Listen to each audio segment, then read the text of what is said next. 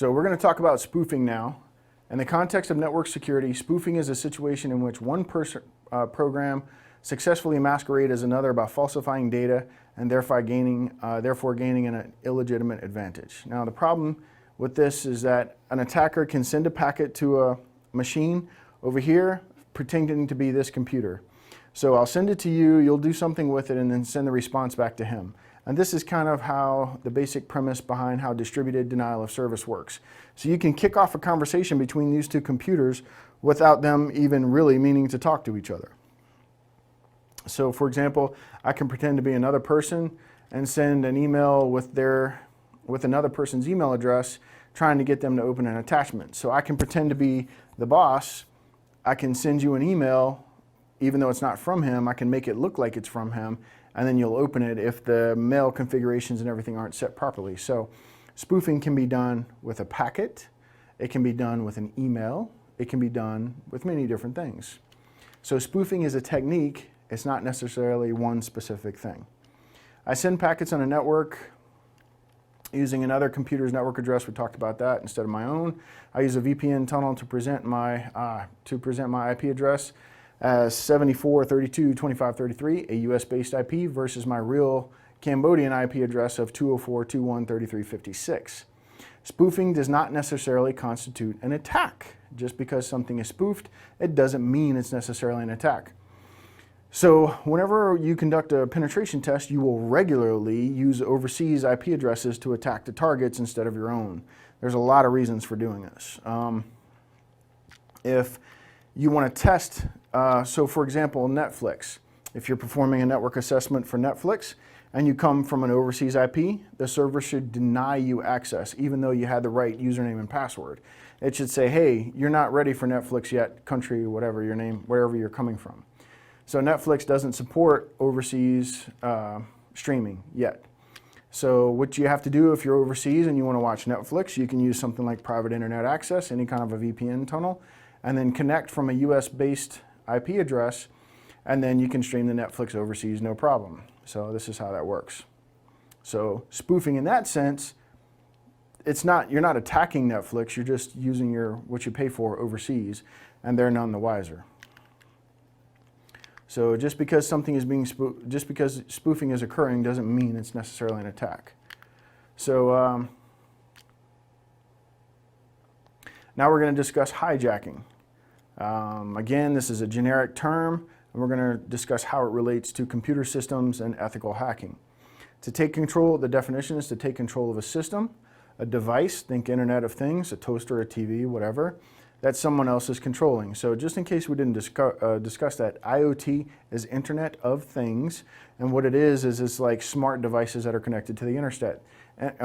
Think thermostats, televisions, refrigerators, microwaves, everything just about has some kind of a connection nowadays. Or if not, they will soon.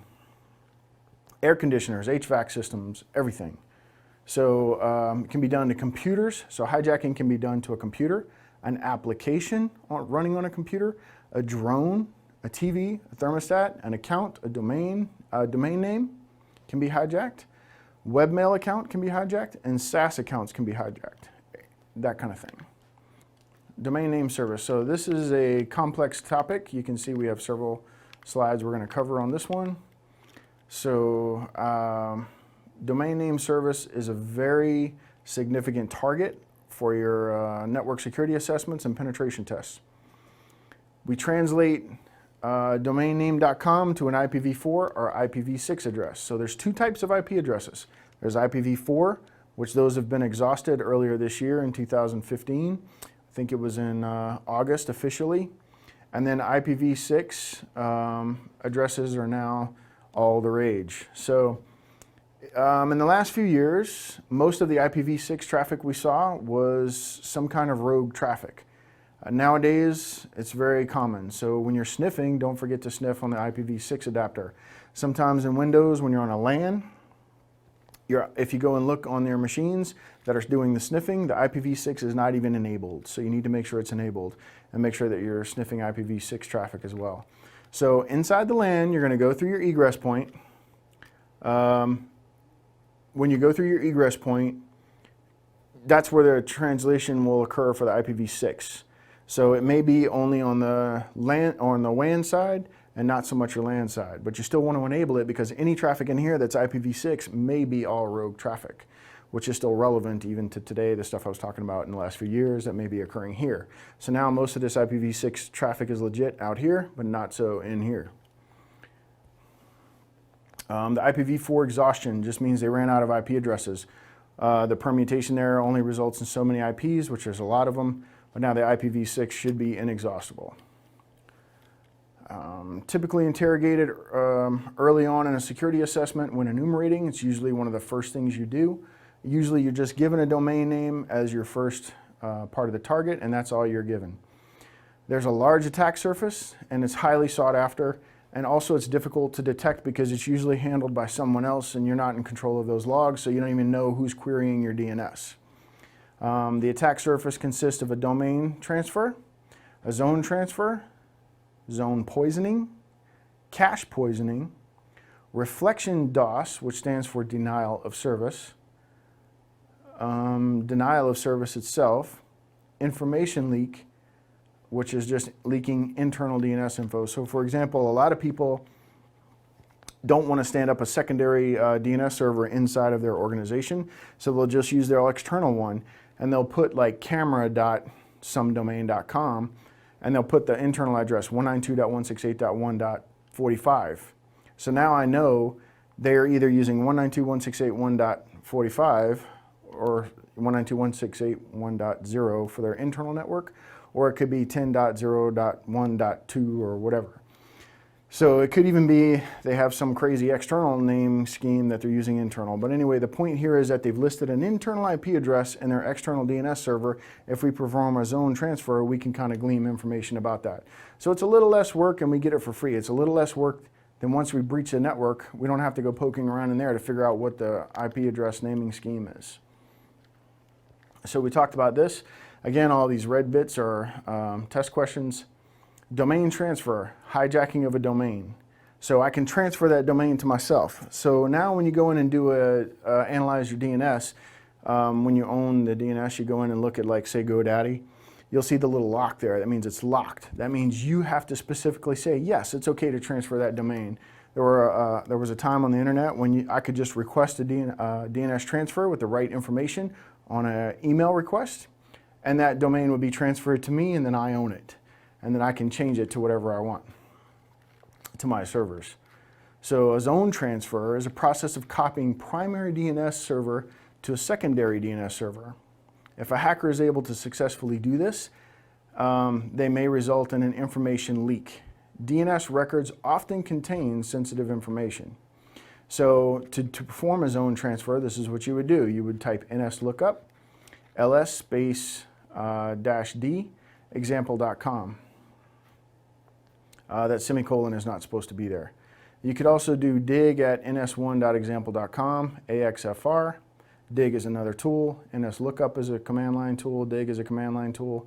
And you could also type host -t axfr, example.com. It's supposed to be com, or I guess that's short for domain. ns1.example.domain.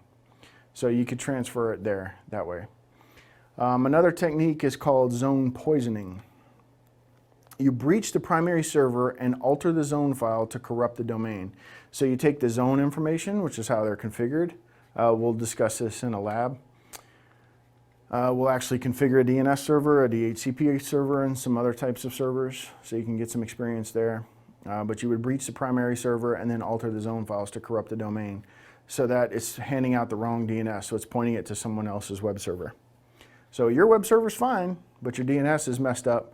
So you may not know. That's why it's good to own your DNS and understand what it is. You want to periodically check it, and as part of your security assessments when you're out doing penetration tests, make sure that you're going out and looking at the DNS information and validating what it is. Print it out so that the owner or the person responsible for soliciting the test has this information in the future. If something goes wrong, they can query the DNS server and make sure it matches what you gave them when it was working fine. So zone poisoning, you breach your primary and alter the zone files. Cache poisoning, you send false answers to cache servers until they store them. So you just keep pumping false information at them until they store it. Now it's cached. Now for the next X amount of hours, whether it's 4 hours, an hour, it used to be they would store it for a week. Nowadays, most of them only store it for a matter of 4 hours, 3 hours. So for those 3 hours, the server would be sending out false things just as if you had poisoned the zone records. If the records are pointing to a server under your control, then this is a technique of what's called DNS farming. So you just keep poisoning the records for as long as you can get away with it until someone stops it. They will see it eventually. If they have a proper controls in place, they can arrest it pretty quickly. But in the meantime, you can farm all of their DNS through you. So if you poison the DNS cache, the DNS may come to you, you serve out the correct information pointing them back to the website. So I may not even know that I'm being farmed, but in the meantime, you have control over their DNS. So you can do all kinds of things with that. You can redirect it to a server that goes and proxies their website and put ads on their page and all kinds of things like that. So that's what DNS farming is all about. DNS farming is a test question. It occurs from cache poisoning. Those are the two things. You need to relate cache poisoning with DNS farming, not the other above.